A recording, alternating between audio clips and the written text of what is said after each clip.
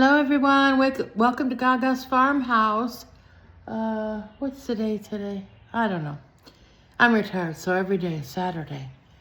I haven't been here for a while because I've been sick. I had this upper respiratory thing that's going around northern Illinois, and you're sick for at least 2 weeks. I've been to the urgent care and got some meds, so we're on the mend now. But I'm looking very tired. I didn't put any makeup on, so I decided to go extra today and wear my bedazzled sunglasses. I wanted to talk today. I'm probably going to entitle this Second Chances. But what I really wanted to title this video was Dead Woman Walking. But I didn't know how that would go across. So 8 years ago on Good Friday, I had gone to my doctor, and they did some tests, as I was really feeling, I was really sick. So they did some tests, and I left the office and got home. When I got home, I got a call from the doctor saying, "Go to the emergency room now." Now, they didn't say, it sounded kind of urgent, but they didn't say call 911 and get an ambulance. But they didn't say that. So I thought, okay, I got time to go, but I probably shouldn't drive myself there. So I waited for my husband to get home, and he took me. The doctor's office called the hospital to tell them I was coming and tell them what the problem was. And when I got there, it was like Moses parting the Red Sea. I walked right in. There was no triage. There was no nothing. It's like, get her, put her in a wheelchair, and get her back there as fast as you can. They got me in the room.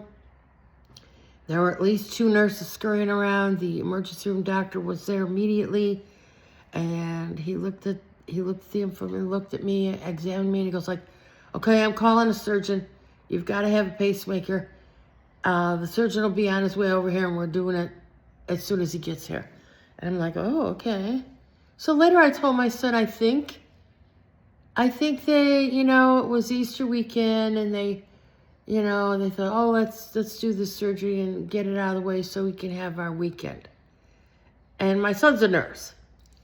So he said, "No, Mom, that's not what happened." So what it was is I was in complete heart block. And I didn't understand at the time what that was. I'm thinking my arteries are blocked, but that's not what that is.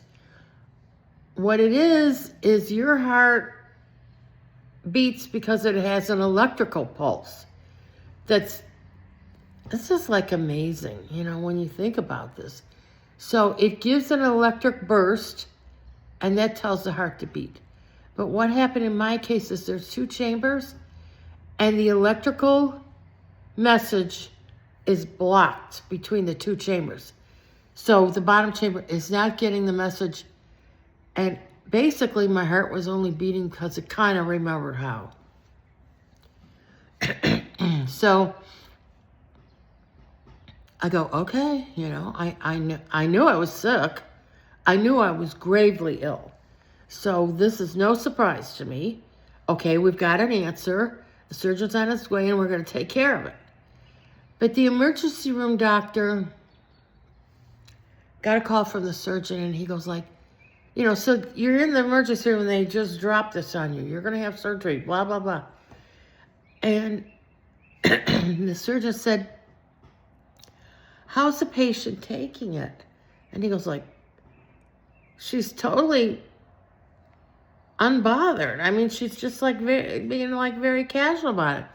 Well, what am I going to do? I mean, I knew I was sick, so this is like no surprise. And then I'm where I need to be. I trusted that the people, they're going to do what they need to do, and I'm going to be fine. And plus, the doctors have plenty to do.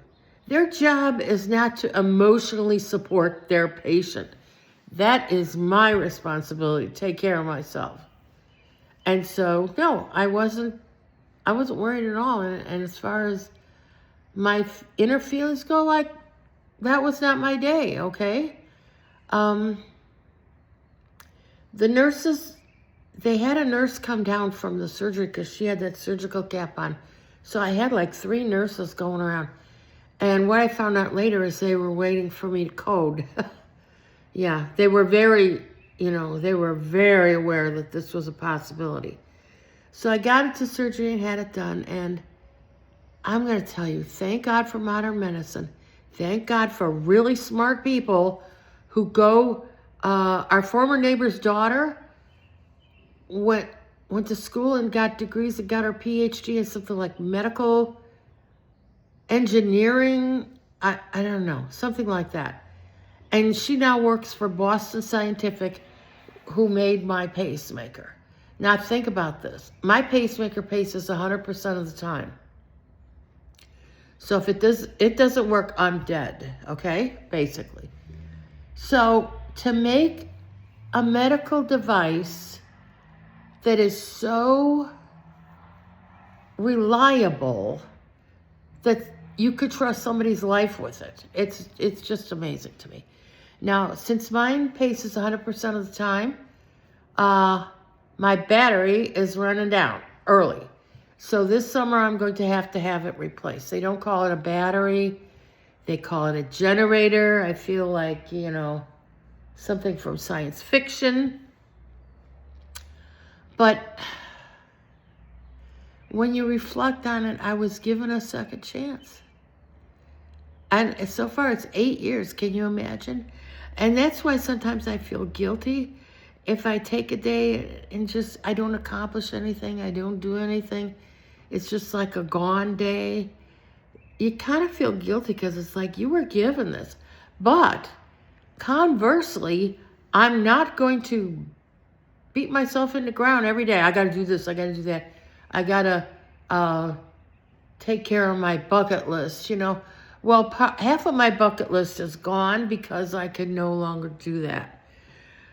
For instance, my sister just went to Scotland, and when she called me, when she got home, she goes like, oh, it's just a ton of walking. Well, I can't do that anymore. Like we had booked a cruise to the Mediterranean, and then we sat and looked at each other and like, what are we doing? We can't do that. We can't do all that walking. What are we going to do? Go to the Mediterranean and sit on the ship for a week? So I'm thankful every day. Every day is a gift. Even if I'm sick, it's fine. It's a gift.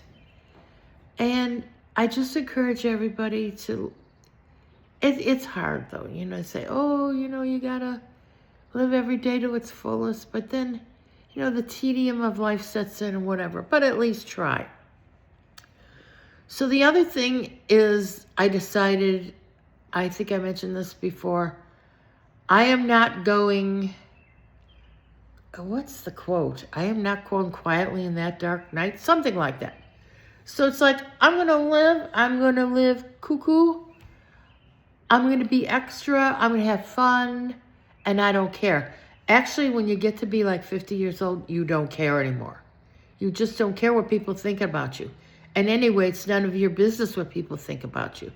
So thanks for joining me today. That was my Good Friday story. It was quite a ride. It was really something. And I get to, the doctor that originally did my surgery will replace the generator. And it was a little bit shocking when he did show up that day to do the surgery because he looked like he was 13 years old. And I'm not even kidding here. And the nurse said, oh, you ought to see his partner in his practice. He looks like he's 11. So when I met up with the doctor this time, I was happy to see he has aged a little bit in 8 years. So he doesn't look 13 anymore. He looks 21. So thanks everybody for joining me. As you can see, I'm in the farmhouse today and no makeup, so I have my bejeweled sunglasses on. I'm going to say that I'm just being Gaga incognito. Thanks a lot for joining me. Bye.